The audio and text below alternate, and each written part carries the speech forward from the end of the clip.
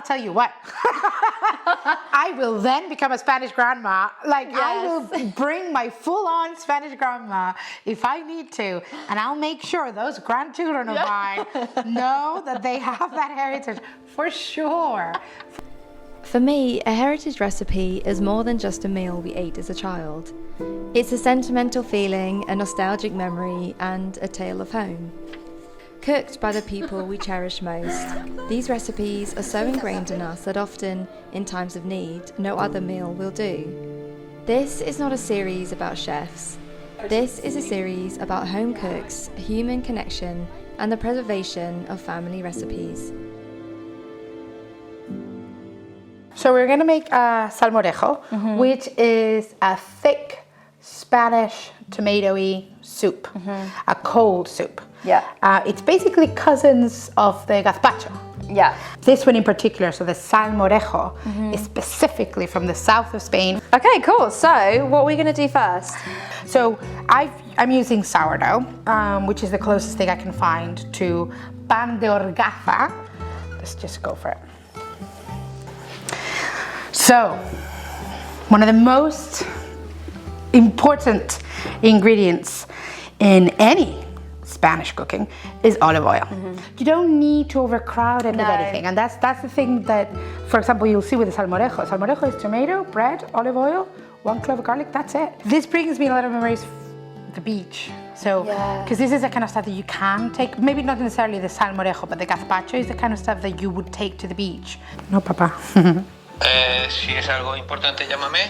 Estoy cocinando, estoy haciendo el salmorejo, mira qué pintaza tiene, y vamos a hacer ahora las patatas. Si me mandas un audio rápido recordándome cómo tú las haces, te lo agradezco. So it's because of the potatoes that we're gonna make, it's from my dad's side of the family, so I just said, really quickly remind me. My dad never follows recipes. So whenever he's cooking, if you want to ask Papa, what's the recipe? He'll say, come and watch. Because everything is by eye, al ojo. Yeah. Never following a recipe. Se trata de machacar ajo, vinagre y perejil en el mortero y dejar que esa mezcla se marine, o sea, que le des un poco al gusto que tú quieras. I love that. Right, so this is my dad. 2 minutes 30. It's potentially the proudest thing I have. Cheers. Cheers indeed. Salute. Salud.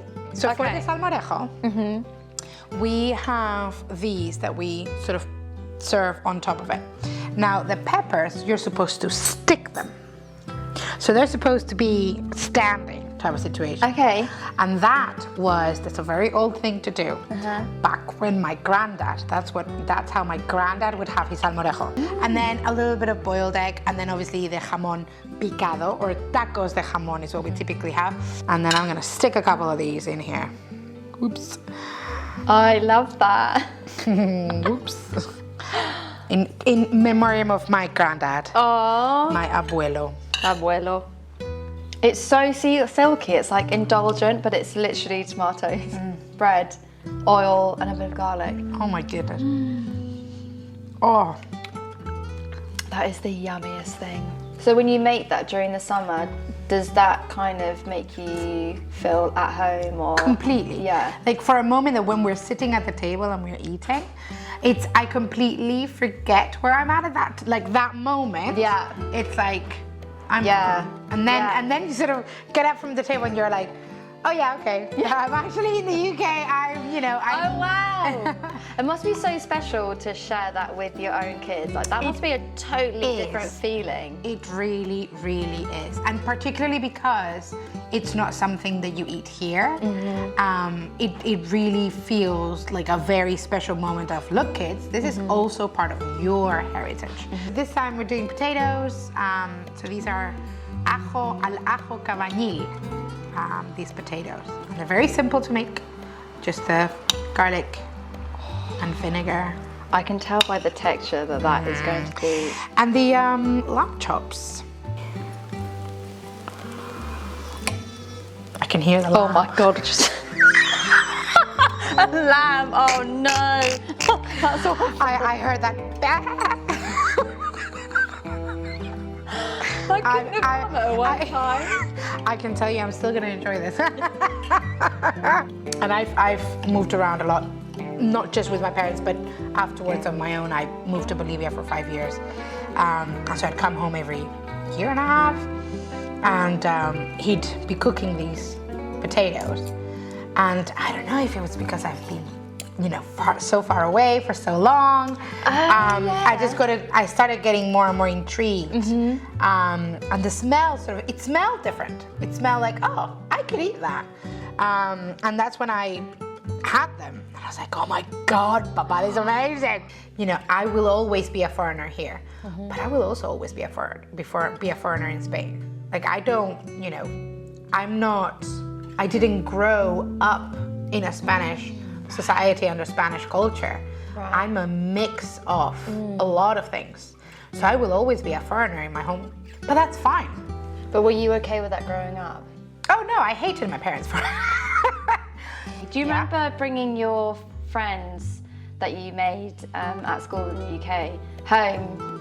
I do, and I actually have a very funny story. So it's a group of girls, and I think there's 11 of us, 10, 11 of us, and they had all come over to mine for lunch.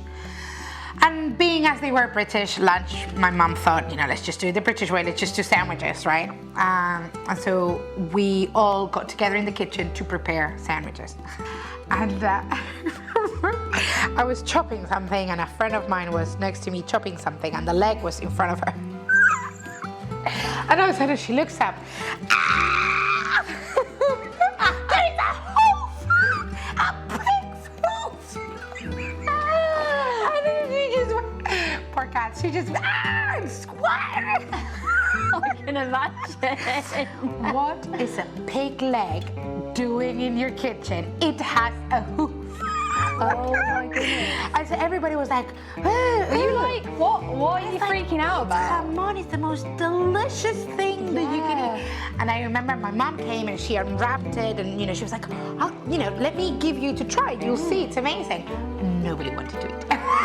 No! That is one of the best anecdotes I've got. That's so that good. cultural, difference between one another. Do you have a food philosophy? Sharing. Food is a big part of how we get together in Spain. It is the most common thing, if not like the only thing that we typically do is, if you're meeting with friends, we're meeting at the bar with kids, and you can be there for hours and not necessarily have had more than just a glass of wine. Because it's not about the drinking. If you're drinking alcohol, it's not about that. It's about the sitting down and sharing.